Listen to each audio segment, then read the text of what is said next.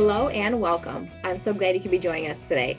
Today, Building Enclosures publisher Jill Bloom and I get to chat with USGBC's Senior Vice President of Marketing, Communications, and Advocacy, Taryn Holoka. Recently, USGBC conducted a Women in the Workplace survey that revealed women across the green building industry are facing historic challenges in the wake of the COVID-19 crisis. Of nearly 500 women surveyed, 86% are feeling supported by employers.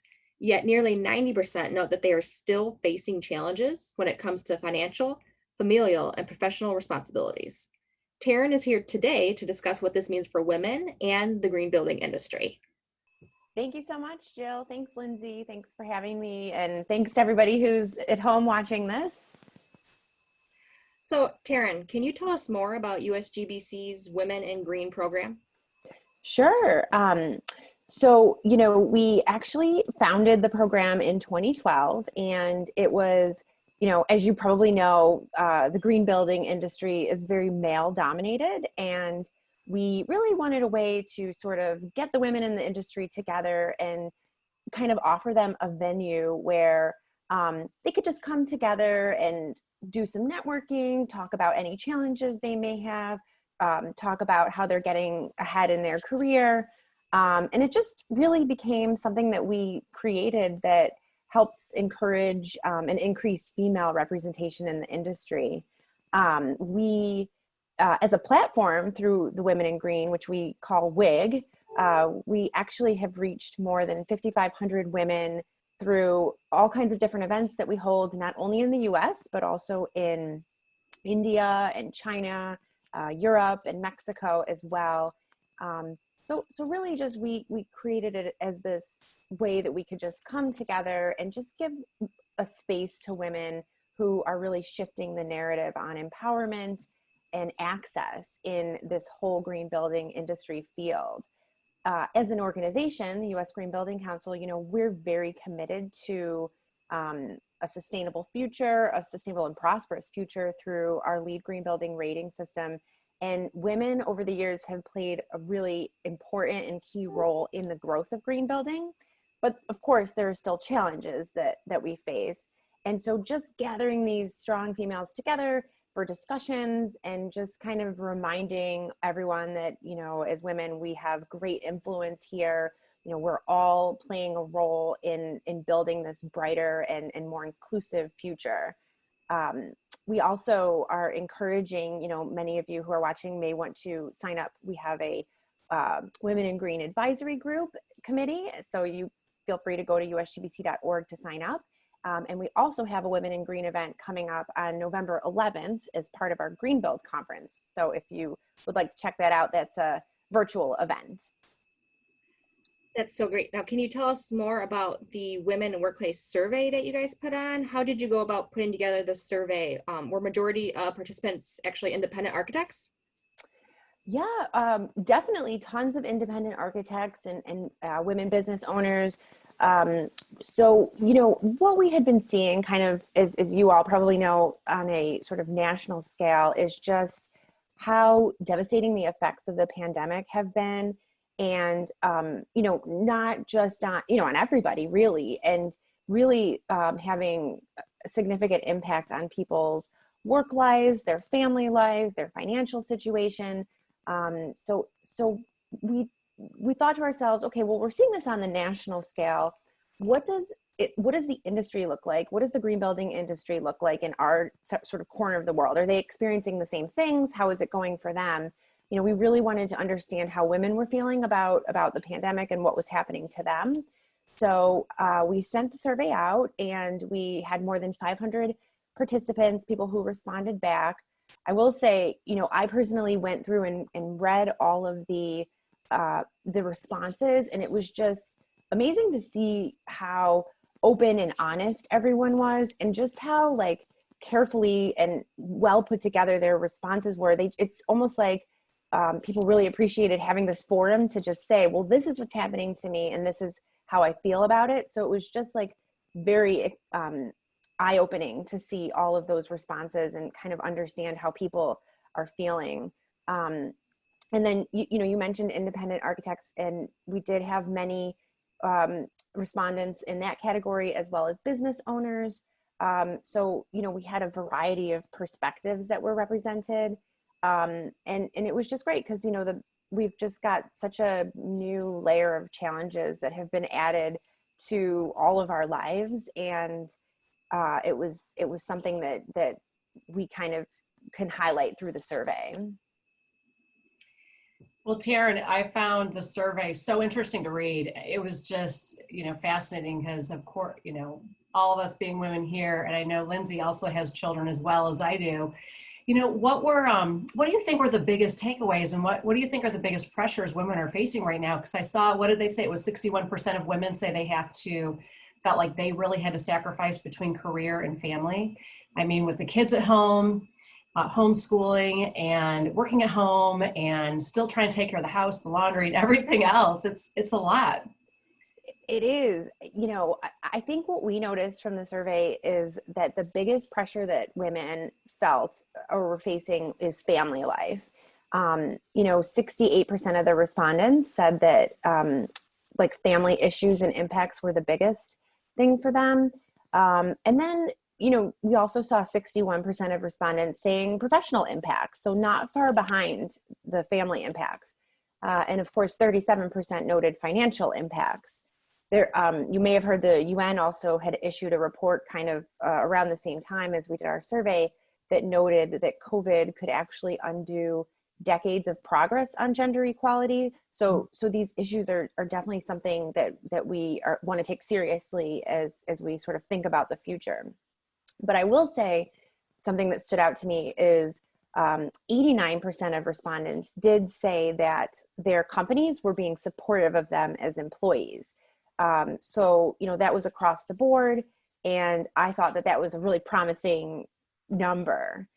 I think that the results in this survey really remind us that, women in green building, this is an industry that's committed to making people's lives better. And even our industry isn't immune to all of these challenges. 62% of the survey respondents also felt that the pandemic is negatively impacting their gender equity in the workplace.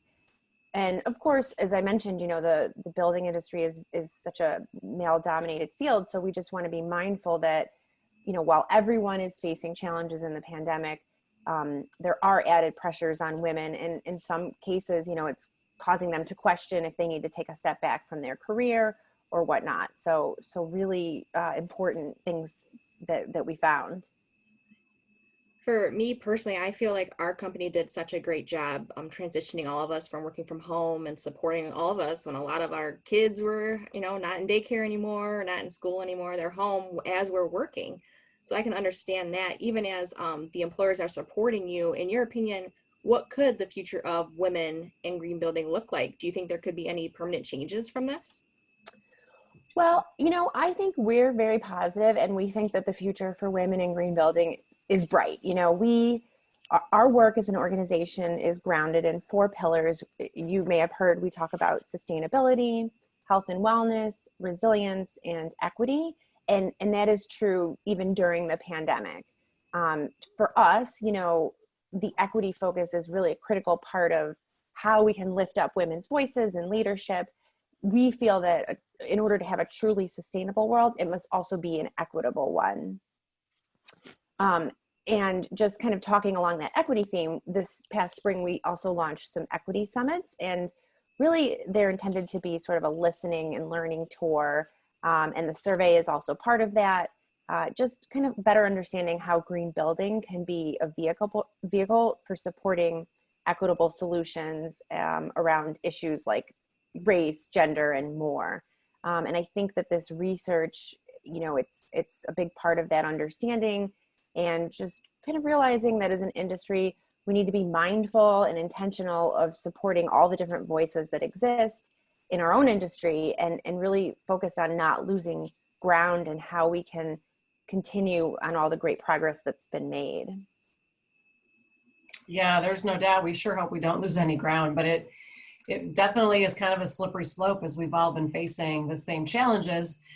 But Taryn, also, again, it really does seem like the majority of employers are doing a great job of supporting women. but what things can employers do to make it easier for women in the workplace? Yeah, I mean, I think there are a few things that employers can do. You know, one of the things I feel strongly about is flexibility. You know, being flexible with your employees. I personally have members of my team who I've told, you know, if you need to take a couple hours in the middle of the day and help your kids with their schoolwork, go ahead. You know, you can, however you can piece your day or your work week together is completely fine. And, you know, trusting in your employees to do that and be able to juggle all of these things, because I think that the more flexibility and options that you can provide people, then the happier and also more effective as an employee and as a person that they'll be. Um, I also think that companies, you know, can also make a bigger effort to really think about their leadership structure and hiring more female leaders. You know, a lot of companies are doing this, but women are still obviously very underrepresented in leadership positions, and we do have a long way to go. As we think about sort of recovery efforts, I think we can address this underrepresentation.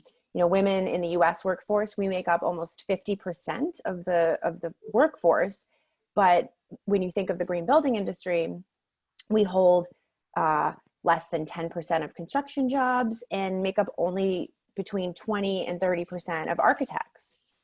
And then just, you know, I think for women, what they themselves can do, one thing is, you know, I think that just setting boundaries is really important. I know when I was younger, I wasn't able to set boundaries as well. And I know this is the case for many people. And just one day I kind of realized, you know, if I don't do this for myself, nobody is going to do it for me. So it's just kind of this realization that you need to look out for yourself and make sure you set those boundaries so that you don't try to do everything and in the end you're, you know, not able to accomplish anything. You know, you just want to make sure that you're aware of that. I also think, like, you know, just training and I mentioned those unrepresented voices, you know, just lifting them up and making sure that we can see them. And I think that's a big goal of our Women in Green efforts, just trying to lift up these women's voices and help them as they go through their careers.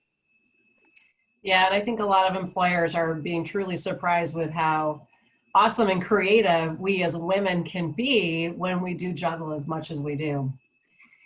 And, you know, also, Taryn, though, what will you be running any follow-up studies? It was so great to see what you put together. It'll be fun to kind of see what your vision is for following up with some of these questions.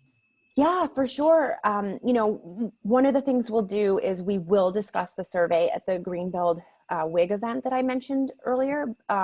But I also would really love, say, in a year from now, to do another study. You know, we've got these great benchmark, you know, we know where people are today. And I think following up in a year from now and just hearing from people to see what's changed, how are you feeling today? I think I agree, that would be really interesting. And I think valuable for people to hear. So definitely would love to do something like that. Oh, we would all love to see that. So can you tell us more about Greenbuild and give us the website, and just make sure if anybody has any questions, where can they go to get that information? Sure. So greenbuildexpo.com is the conference website, and that's going on in early November. The Women in Green event is one part of the conference itself. And then, of course, USGBC.org, that's the U.S. Green Building Council's website. And that's kind of where you can find information just generally about the study, about WIG, about LEED and green building in general. Well, thank you so much. And Taryn, we really appreciate your time. We were honored to visit with you today and get the firsthand insight on the amazing research that you did. And to everybody else out there who's watching, please, if you have any questions, make sure you go to buildingenclosureonline.com. And while you're there, make sure you sign up for our free digital edition and our free e-newsletters so you can always stay up to date on all the great interviews that we do with fabulous women like Taryn. And in the meantime, everybody, please stay safe and healthy, and we look forward to seeing you next time.